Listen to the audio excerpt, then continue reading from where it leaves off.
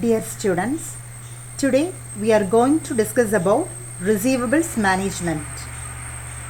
Before discussing receivables management, let us discuss about receivables.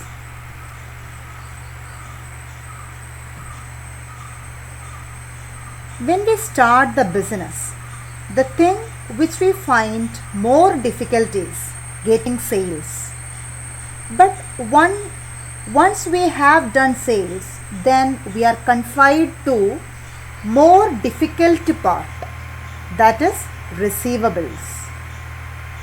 Receivables arise when a business makes sales or provides a service on credit basis. For example, if X sells goods on credit to Y, Y will take delivery of the goods and receive an invoice from X. This will state how much must be paid for the goods and the deadline for payment. For example, within 20 days. X now has a trade receivable, that is amount payable to him by Y. So, receivable represents amounts owed to the firm as a result of sale of goods or services in the ordinary course of business. These are claims of the firm against its customers and form part of current assets. Receivables are also known as accounts receivables, trade receivables, customer receivables or book debts. Okay, so account receivable is the money that a business has a right to receive after a certain period of time when the business has sold goods or services on credit basis. Now let us see what are the cost of maintaining receivables.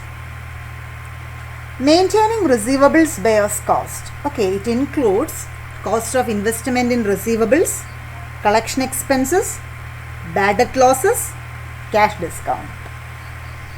Let us discuss each cost in detail. First one, what is cost of investment in receivables? This is the opportunity cost of funds being tied up in receivables, which would otherwise have not been incurred if all the sales were in cash.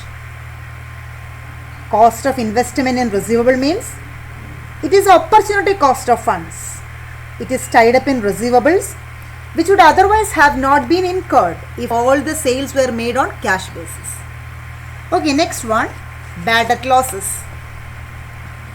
This is the loss due to defaulted customers, extension of credit to low quality rated customers. It may result in increase in bad debt losses. Okay, so bad debt loss mainly incurred due to defaulted customers. Next one, collection expenses.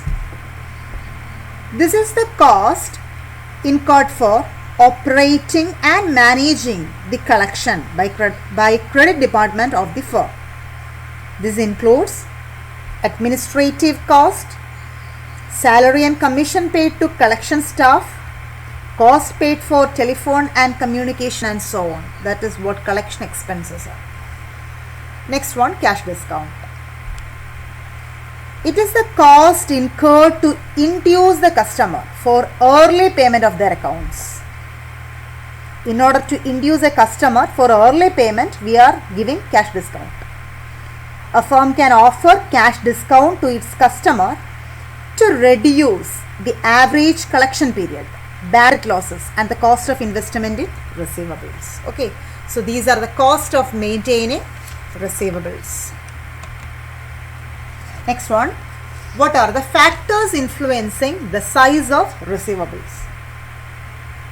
Besides sales, a number of other factors also influence the size of receivables. Size of credit sales. If a concern sells only on cash basis, there will be no receivables. The higher the part of credit sales, then the figure of receivable will also be more and vice versa. Next one, credit policies. For efficient management of receivables, concern must adopt a credit policy. A credit policy is related to decisions such as credit standards, length of credit period, cash discount and discount period. A firm, if it is following conservative credit policy, there will be low size of receivable. And if the firm is following liberal credit policy, size of receivable may be high. Okay, if the firm is following conservative or strict credit policy, there will be low size of receivables.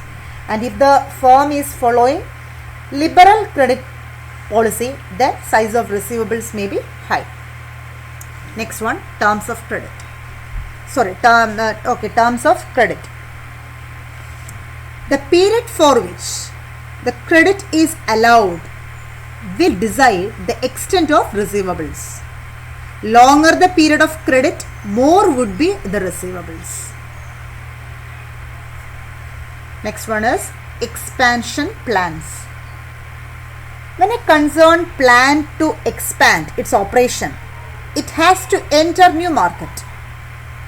In order to attract customers, it becomes necessary for the enterprise to provide incentives in terms of credit.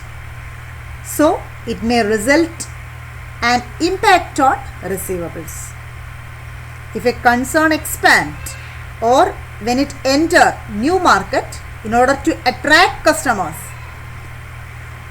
it becomes necessary for the enterprise to provide incentives in terms of credit. Okay, next one, credit collection efforts. A concern should always have strong and well-equipped credit collection machinery. Concern may send periodical reminders to reduce the size of outstanding. Delayed collection will increase receivables and will impose serious financial troubles for the company. Okay, so these are the main factors influencing size of receivables. Hope you understood today's session. Okay, thank you.